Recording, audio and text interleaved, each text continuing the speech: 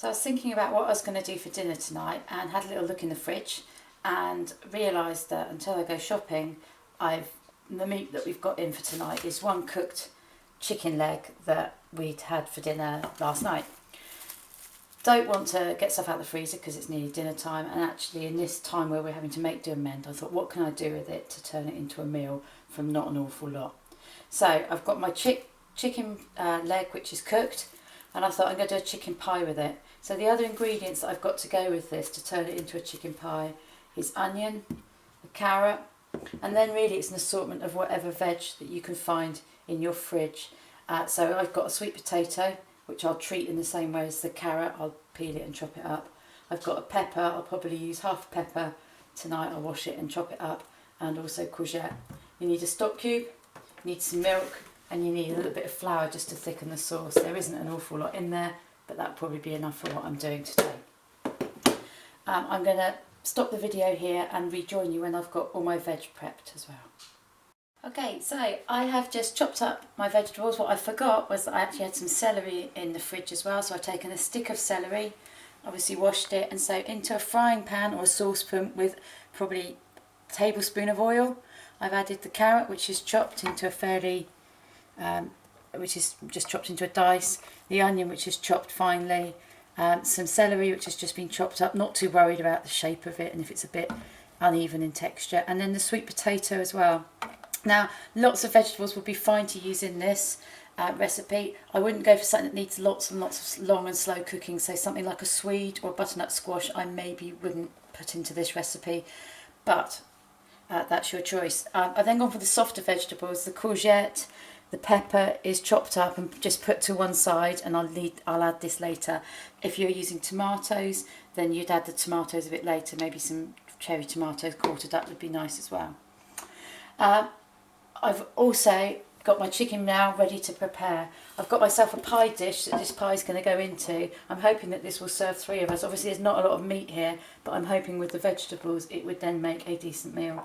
So I'm going to take off the skin of the chicken. Now I've happened to have this one chicken portion that's left over. You might have had a roast dinner and had a chicken carcass that you've got to pick the meat off. Please do pick the meat off it, because you'll find you get a really nice meal. Everyone in our family really enjoys chicken pie. So I'm now just going to take off any meat that I can find here and chop it into little bite-sized pieces, bearing in mind there's not a lot of meat, it's going to be a lot of vegetables, so I would probably chop this chicken up a little smaller than I normally would. I'm feeling around because I know that there's some little bits in the chicken that are the sort of cartilagey bits and the stringy bits, so I'm just trying to make sure that everything I get is good meat, because there's nothing worse than biting into dinner and finding something that's not edible. So that's just coming off nice and easily, and as I'm going here I'm removing the skin from the outside if I can.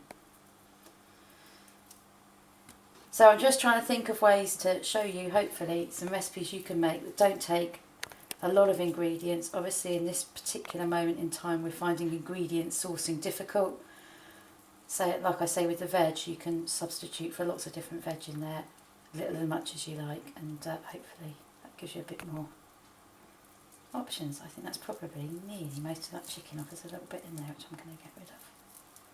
Have that, and then a little bit here. There we are. I'm going to just chop these into smallish pieces just so that they don't disintegrate to nothing. And because it's cooked chicken, I'm going to place this into the dish all ready to go. I'm not, I can see a little bit sinewy there, I'm going to take that out. I'm not going to re-cook it, because obviously when you cook chicken you can only reheat it once. So it's been cooked, and once it goes in the oven later to cook with the pastry on top, that will be the reheat, so I won't be able to reheat it again, so it's not going to go in with my vegetable mix. So just from one chicken leg there's quite a lot of meat in that. That's all going to go into that bowl. I'm going to spread it around so that when I serve it up later everyone will get some meat at least.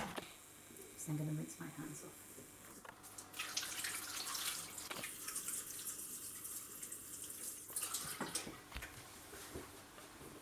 Next stage is to have some stock on the ready. So I have just got a stock cube here, it's a chicken one, just to try and enhance the chicken flavour. And I'm going to place that into a measuring jug, and I want to have about 150 millilitres of water. Obviously if you have got your whole chicken carcass, you could make stock using the bones of that by boiling it, but I haven't got the chicken carcass. I'm just going to go with about 150 ml of stock, and that's boiled water. I'm just going to leave that to dissolve in there for a moment. Next stage for me is to turn on the gas and to start heating the vegetables. I'm just going to put it on a medium to high heat and just start softening those off. What I'm looking for them to do is to soften down. The onion might go translucent and maybe get a little bit of colour. I'm going to stop the video here and come back to it once these vegetables are softened down and at the right stage for you. So as you can see, I've now got just starting to get a little bit of colour on the onions. At this stage I need to add about 30 or 40 grams of flour. That's about, usually about 1.5 to 2 of those size spoons. I'm going to add that in and stir it. At this point you have to be brave and trust that this will come together, because it looks really wrong at the moment, but it's okay. You're just turning the flour around in the oil. That will mean that the flour is coated by the oil, so that when you next add your liquid, it will absorb the liquid nicely, so you won't get a lumpy sauce. It also means it's cooking out the taste of the flour, so hopefully you won't have a floury sauce. So just after I've turned it around for probably 30 to 40 seconds, it's going to hiss a little bit as I add the stock to this. That's a good thing. I'm going to just stir that stock around,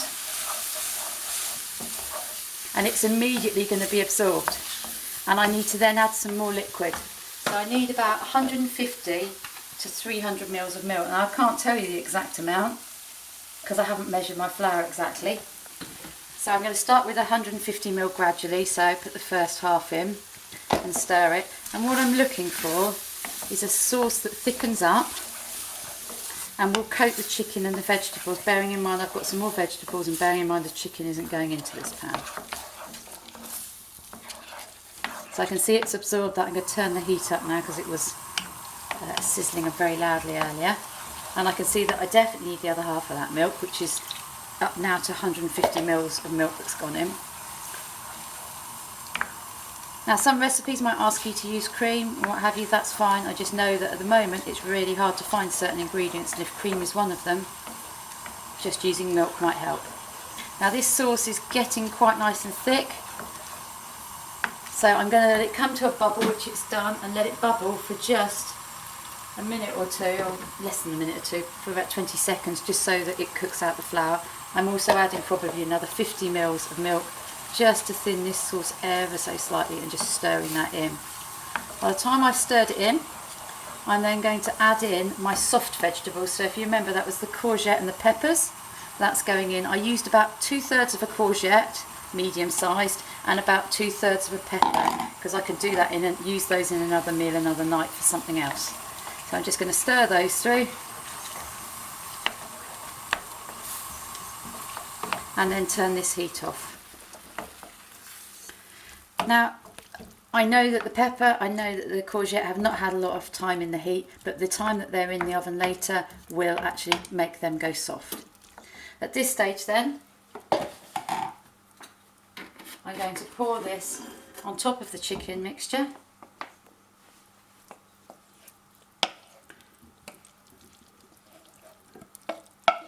So as you can see, from what looked like a very small amount of chicken, I now have what I hope will be a decent sized portion. There are 3 adults that live in this house, so I'm hoping that there'll be plenty and nobody will go hungry.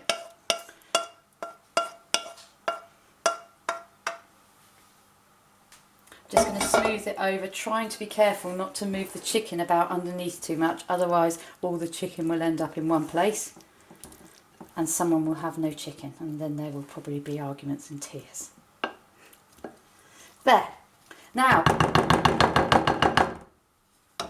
at this point I'm going to stop the video and we'll do another video to make pastry.